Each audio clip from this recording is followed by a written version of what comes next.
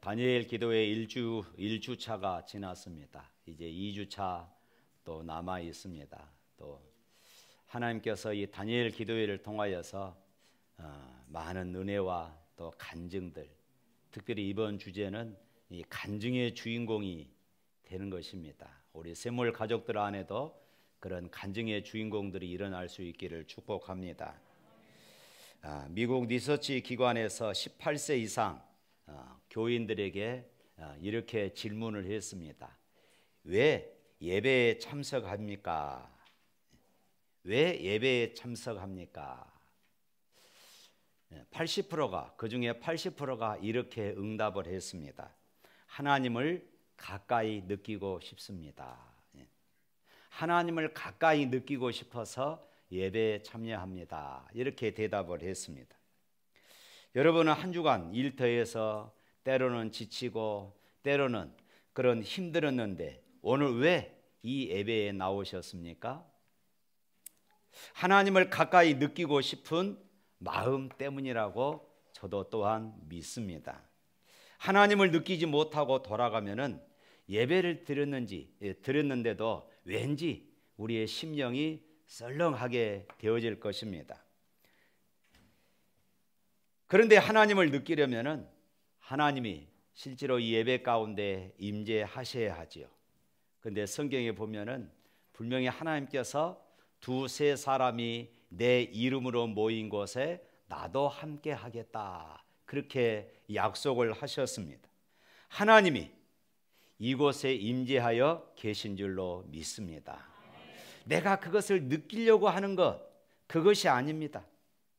내가 하나님 앞에 간절함으로 신령과 진정으로 드려지는 그 예배가 드려질 때에 하나님은 저절로 우리 가운데 은혜와 감동으로 역사하실 것을 믿습니다. 하나님의 이름을 기념하고 하나님의 이름을 부르며 하나님을 찬양하고 하나님을 예배하는 가운데 하나님은 반드시 찾아오셔서 함께 하시고 복을 주시리라 약속하신 것입니다. 우리가 드려지는 모든 예배마다 하나님의 임재가 느껴지고 하나님의 임재가 느껴질 때에 우리의 기도의 제목들, 우리의 병든 육신들이, 우리의 인생의 문제들이 치유되고 회복되어질 수 있기를 주님의 이름으로 축복합니다. 오늘 본문은 하나님께서 예레미야에게 보여주신 크고 비밀한 이런 계획들입니다.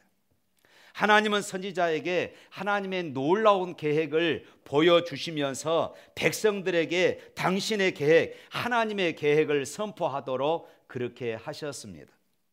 하나님의 계획서를 들여다본 선지자는 예루살렘 거리를 뛰어다니면서 눈물로 예언해서 어찌나 눈물로 하나님의 계획들을 선포했던지 사람들이 그 예레미야 선지자를 향하여 눈물의 선지자다라는 이런 별명을 붙여줄 정도였습니다. 임금과 귀족들과 백성들이 하나님 앞에 돌아오지 않으면은 이 이스라엘이 바벨론에게 멸망하게 되어질 것이고 그리고 포로로 끌려가게 될 것이다 하는 이런 예언이었습니다. 그런데 아무도 이 예언을 믿어주지 않은 것입니다. 심지어 시드기야 왕은 세간을 어지럽히는 예언을 한다 하여서 이 예레미야 선지자를 감옥에 가두어 버렸습니다. 본문은 바로 이때 임하신 하나님의 말씀입니다. 그래서 1절 말씀에 그렇게 말하고 있죠. 1절 한번 읽어볼까요?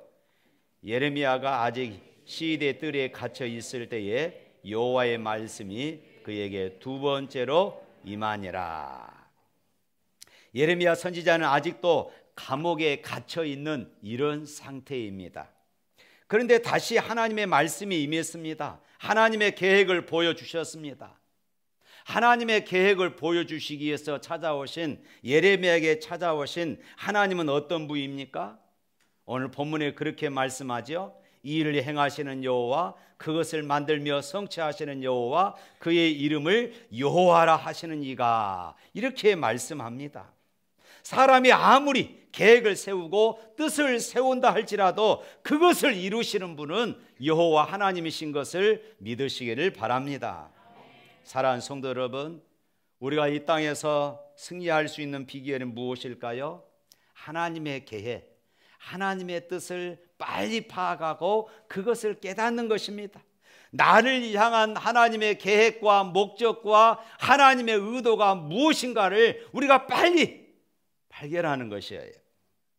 이스라엘 백성들은 하나님의 뜻을 무시하고 살다가 결국은 이스라엘이 망하고, 그리고 수없이 많은 사람들이 전쟁을 통하여 죽었으며, 그리고 포로로 끌려가게 되었습니다. 도시마다 죽은 사람들의 시체로 가득 차 있었습니다. 당시에 시드기야 왕은 두 눈이 뽑혀서 노예처럼 쇠사슬에 묶여 질질 끌려가는 그런 처량한 신세가 되고 말았습니다. 우리의 삶도 역시 마찬가지입니다. 우리가 원치 않는 순간에 바벨론 포로와 같은 비참한 그런 역경에 빠질 때가 있습니다. 하나님의 사람들은 고난의 순간마다 내가 하나님의 계획과 목적을 따라 살고 있는가? 내가 하나님의 말씀을 붙잡고 살아가고 있는가? 우리 자신들을 우리는 항상 돌이켜 보아야 하는 것입니다.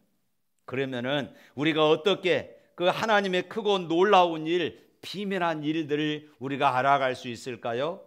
오늘 3절에 그 해답이 있습니다. 3절 말씀 읽어봅니다. 너는 내게 부르짖으라. 내가 내게 응답하겠고 네가 알지 못하고 크고 비밀한 일을 네게 보이리라. 할렐루야. 예레미야는 지금 하나님의 말씀, 하나님의 뜻을 선포하다가 감옥에 갇혀버렸습니다. 인간적인 눈으로 볼 때는 그는 아무것도 이제 더 이상 할 수 없는 절망적인 상황이 되고 만 것입니다. 그러나 하나님은 이때가 가장 큰 일을 할 때임을 예레미야에게 가르쳐주고 있는 것입니다. 사랑하는 성도 여러분, 나라가 어려울 때 나라를 살리는 가장 중대한 일은 기도인 것을 믿습니다. 인생의 위기를 만났을 때에 그 위기를 벗어나는 승리의 지름길도 역시 기도임을 믿으시기를 바랍니다. 기도는 만사를 변화시킵니다. 기도하는 일보다 우리 앞에 더 우선시 되어지는 일이 있어서는 안 되는 것입니다. 이것이 예레미야가 알지 못했던 하나님의 비밀한 계획이었습니다. 예레미야는 지금 착각하고 있었습니다. 그는 구국 운동을 하다가 감옥에 갇혔습니다.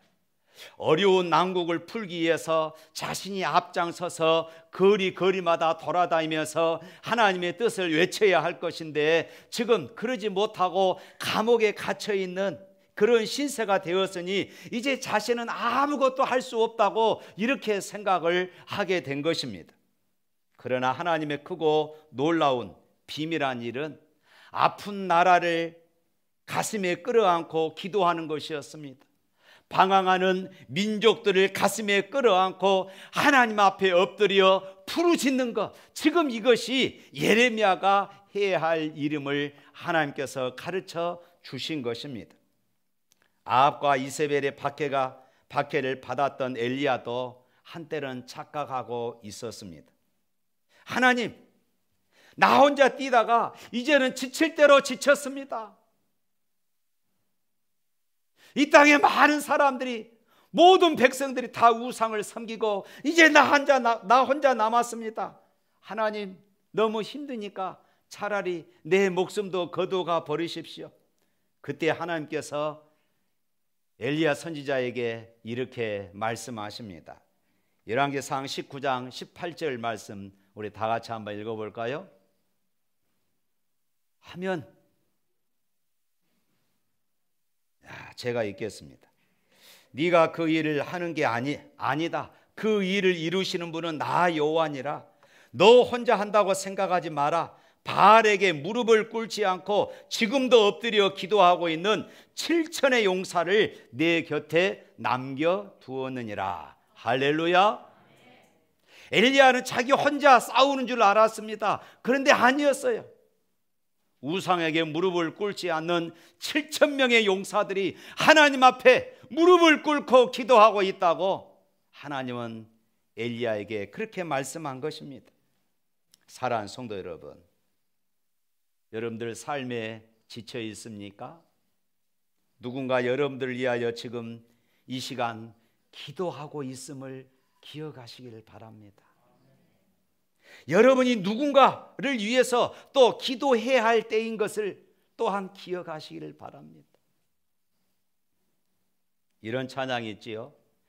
당신이 지쳐서 기도할 수 없고 눈물이 빗물처럼 흘러내릴 때 주님은 아시네 당신의 약함을 사랑으로 돌봐주시네. 다 같이 할까요? 누군가 널 위하여 누군가 기도하네. 내가 홀로 외로워서 마음이 무너질 때 누군가 널 위해 기도하네. 할렐루야. 그렇습니다. 누군가 나를 위해서 기도하고 있습니다. 셀 리더는 셀 가족들을 위해서 기도하고 있습니다. 누군가 나를 위해서 기도하고 있다는 것, 이것이 우리에게 힘이 됩니다. 뿐만 아니라 나 또한 누군가를 위해서 기도하는 그 자리가 반드시 있어야 한다는 것입니다. 감옥은 가장 안전한 기도의 골방이 되는 것이에요. 꿈의 사람 요셉이 감옥에 갇혔습니다. 그의 꿈이 이제 산산조각이 나는 것처럼 보였습니다. 그의 인생은 이제 완전히 무너지는 것처럼 보였습니다. 그러나 감옥은 요셉의 인생을 무너뜨리는 곳이 아니라 요셉의 인생이 멋지게 세워주는 그런 장소였습니다. 나는 망하는 줄 알았는데 하나님께서 이곳에서 하나님의 뜻을 이루고 계셨군요. 후일에 이 놀라운 하나님의 계획을 발견한 요셉이 형님들을 만났을 때에 이렇게 고백합니다. 창세기 45장 8절 말씀입니다. 그런즉 나를 이리로 보낸 일은 당신들이 아니요 하나님이시라. 하나님이 나를 바로에게 아버지로 삼으시고 그 온 집의 주로 삼으시며 애굽 온 땅의 통치자로 삼으셨느니라. 하나님이 하셨습니다. 이렇게 고백해요. 내 인생의 크고 작은 모든 일들을 하나님이 하셨습니다. 예레미야 29장 12절부터 13절 말씀에 보면은 이런 말씀이 있습니다. 너희가 내게 부르짖으며 내게 와서 기도하면 내가 너희들의 기도를 들을 것이요 너희가 온 마음으로 나를 구하며 나를 찾을 것이요 나를 만나리라.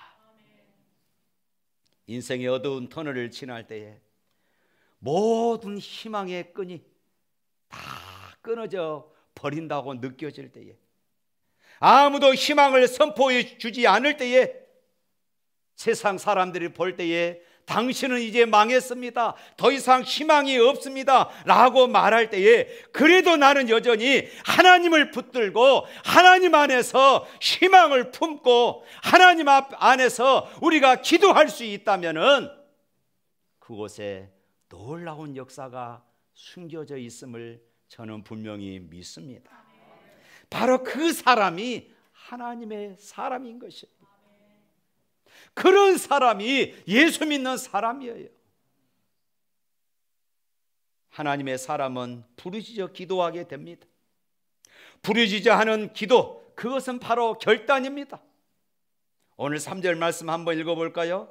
시작.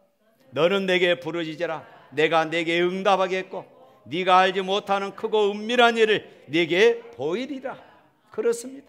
부르짖어 하는 기도, 이것은 결단이에요. 인간적인 모든 방법을 포기하는 것입니다. 모든 것이 하나님의 장중에 있습니다. 역사의 주관자는 하나님의 한 분뿐이십니다. 내 인생을 책임지시는 분은 하나님이십니다. 모든 주권을 내가 하나님께 돌려드립니다. 이것이 기도입니다. 다윗 왕은 시편 86편 7절에서 이렇게 고백했습니다. 나의 환난 날에 내가 주께 부르짖으리니 주께서 내게 응답하시리이다. 할렐루야. 미국의 백화점 왕 존 워너메이커는 기도에 대해서 이렇게 이야기를 했습니다. 기도란 아무도 나를 도와주지 않을 때에 하나님의 손을 붙들고 하나님과 한 팀이 되어서 내 인생의 문제를 함께 해결해 가는 것이다. 하나님의 손을 붙잡고 하나님과 한 팀이 되어서 내 인생의 문제를 해결해 가는 것, 이것이 기도다. 하나님과 한 팀이 될 수 있기를 축복합니다. 사랑하는 성도 여러분, 지금 자녀 문제로, 가정 문제로, 직장 문제로, 때로는 건강 문제로 아파하시는 분 계십니까? 인생의 막다른 골목에 서서 쩔쩔매시는 분이 계십니까? 지금이야말로 하나님과 한 팀이 되어서 하나님 앞에 부르짖을 때임을 믿으시기를 바랍니다. 문제는 내 앞에 있는 풍랑이 아니라 내가 기도하지 않는 것이에요. 내가 하나님과 한 팀 되는 것을 포기하는 것입니다. 아직도 여러분의 경험을 의지하시겠습니까? 여러분의 지식을 의지하시겠습니까? 그것을 내가 다 내려놓고 하나님과 한 팀 되는 것을 내가 선택하고 하나님 앞에 부르짖는다면 전능한 하나님의 손을 붙들 수가 있음을 믿습니다. 사랑하는 성도 여러분, 하나님은 오늘 여러분에게도 크고 비밀한 계획을 가지고 계심을 믿으시기를 바랍니다. 지금까지 상상도 하지 못했던, 꿈도 꾸지 못했던, 보지도 듣지도 못했던 놀라운 계획들, 크고 비밀한 일들을 여러분 앞에 준비하고 계십니다. 믿으시기를 바랍니다. 잠언 3장 6절 말씀에 이렇게 말합니다. 너는 범사의 그를 인정하라. 그리하면 내 길을 지도하시리라. 오늘 본문 6절 말씀에 보니까 이렇게 시작합니다. 그러나 이 말의 뜻은 접속사이죠. 역전이 된다 그 말입니다. 반대가 된다 그 말입니다. 반전 접속사입니다. 4절과 5절은 하나님의 소중한 백성임에도 불구하고 그들이 하나님을 떠났을 때에 하나님은 그들을 버릴 수밖에 없었습니다. 수없이 많은 사람들이 고통 중에 죽어가고 포로로 끌려가서 고통을 당합니다. 이런 하나님의 마음이 그려져 있었습니다. 그런데 6절을 시작하면서 그러나 이제 반전이 시작된다는 말씀입니다. 치료가 선포되어집니다. 용서가 선포되어집니다. 회복과 영광이 선포되어집니다. 하나님의 백성들을 향한 심판과 멸망의 예언은 부르짖는 기도를 통하여서 위대한 반전의 역사가 일어난다고 말씀하고 있습니다. 6절 다 같이 한번 읽어봅니다. 시작. 그러나 보라, 내가 이 성읍을 치료하며 고쳐 낫게 하고 평안과 진실이 풍성함을 그들에게 나타낼 것이라. 할렐루야.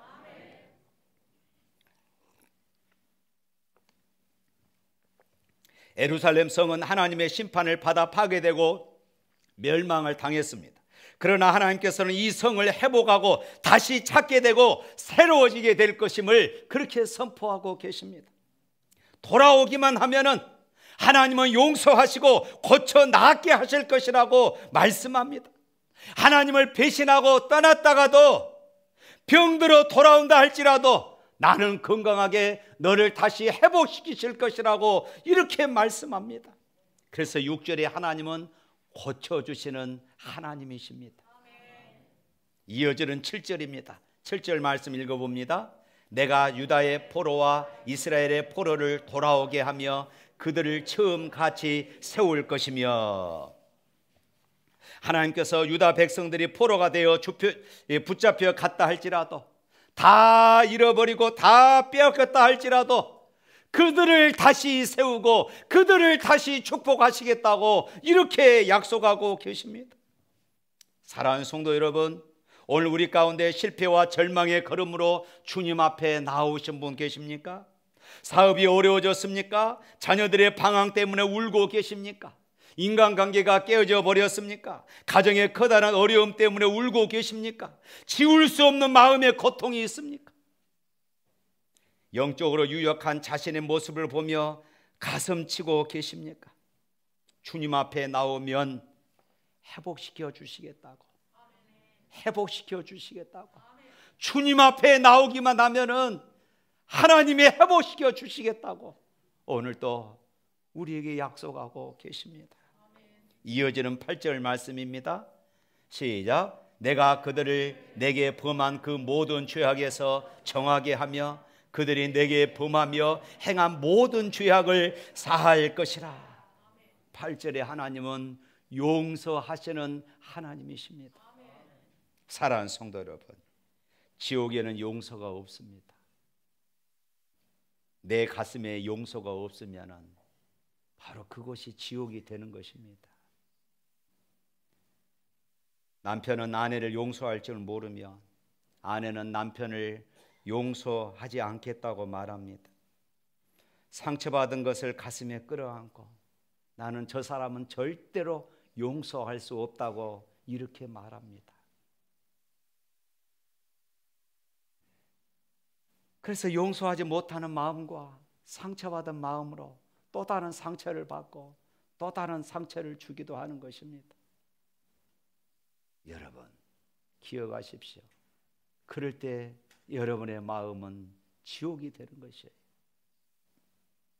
그런데 오늘 8절 말씀을 보면은 아무리 큰 죄를 범했다 할지라도 세상 사람 그 누구도 너희를 용서하지 않는다 할지라도 이 시간 돌아오기만 하면은 내가 너희를 용서하리라. 할렐루야.